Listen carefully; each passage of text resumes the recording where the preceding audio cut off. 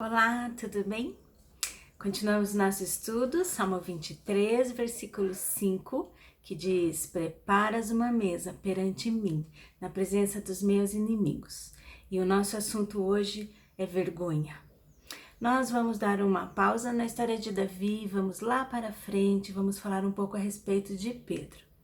Pedro, o apóstolo, Pedro o impetuoso, Pedro o apaixonado, Pedro aquele que andou sobre as águas, que saltou do barco para o lago, mas que agora, nesse cenário em que nós nos encontramos com ele está chorando de vergonha.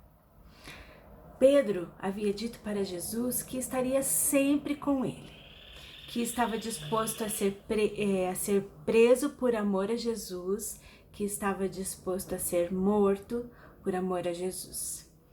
E Jesus, nessa ocasião, disse para Pedro que naquela mesma noite, antes que o galo cantasse 3 vezes, Pedro negaria a Jesus 3 vezes. Será que em algum momento nós passamos por essa situação de fazer aquilo que nós diríamos que jamais faríamos? Pois bem, depois dessa circunstância, Jesus ressuscitado marcou um encontro com os discípulos, lá na Galileia, no monte. Pedro foi para a Galileia, sim, mas não foi para o monte. Pedro decidiu que iria pescar e alguns discípulos foram com Pedro. Mas como assim? Pedro foi pescar? Ele não havia ido para a Galileia justamente para se encontrar com Jesus, que havia marcado aquele encontro com os discípulos? Como Pedro poderia pescar? Jesus estava vivo e queria encontrar os discípulos. Porém, aquilo que havia acontecido com Pedro não havia se apagado, não é? Ele não poderia negar o que ele havia feito. A tumba vazia não apagava o canto do galo. E Pedro se perguntava se haveria um lugar para ele ao lado de Jesus.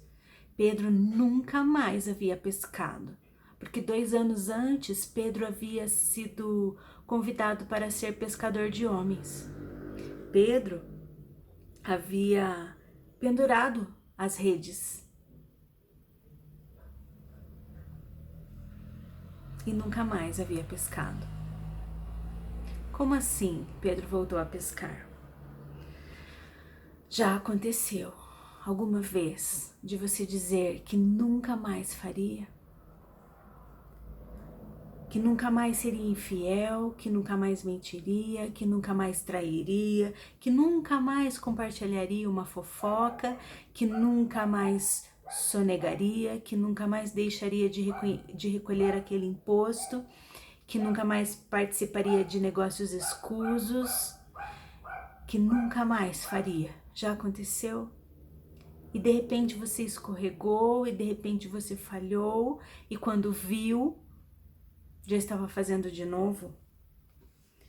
Ao invés de resistir ao flerte, voltamos a ele. Ao invés de ignorarmos a fofoca, partilhamos. Ao invés de apegar-nos à verdade, nós obscurecemos a verdade. E o galo canta, e a condenação traspassa, e Pedro passa a ter um companheiro nas sombras. Choramos como Pedro chorou e fazemos o que Pedro fez. Voltamos à nossa velha vida, às velhas práticas. Voltamos a pescar.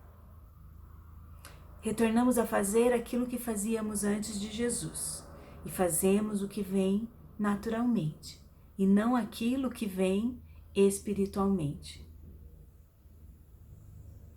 Indagamos se há um lugar para nós ao lado de Jesus. Jesus responde a pergunta. Ele responde para você e para mim e para todos aqueles que agem como Pedro algumas vezes. A resposta veio na praia, no mar da Galileia, em um presente para Pedro. Você sabe o que Jesus fez? Jesus convidou Pedro para o café da manhã. Jesus encontrou os discípulos na praia e ele estava lá assando um peixe e um pão, esperando pelos discípulos.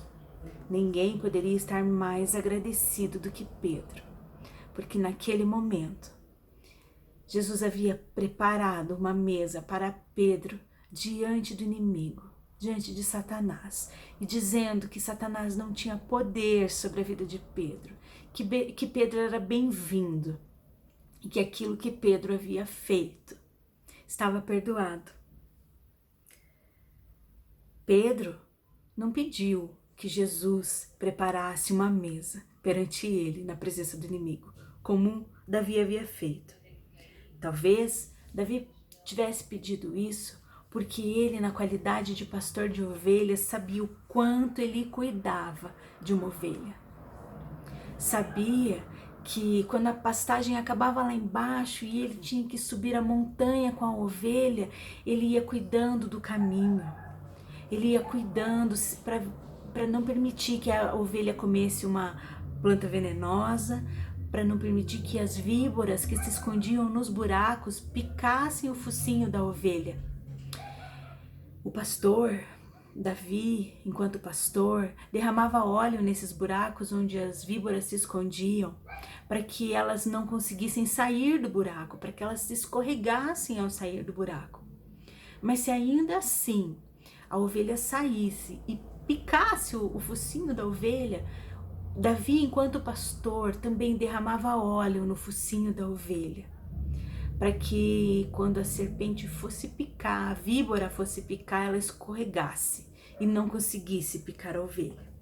E quando chegava lá em cima da montanha, ele preparava aquele pasto novo, verdinho, e servia aquela ovelha para que ela pudesse se alimentar.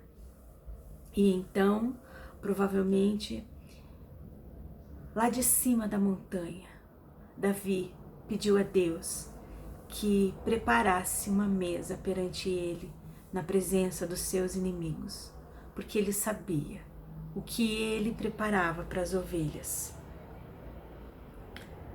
E o seu pastor também faz isso por você. Ele fez isso por Pedro.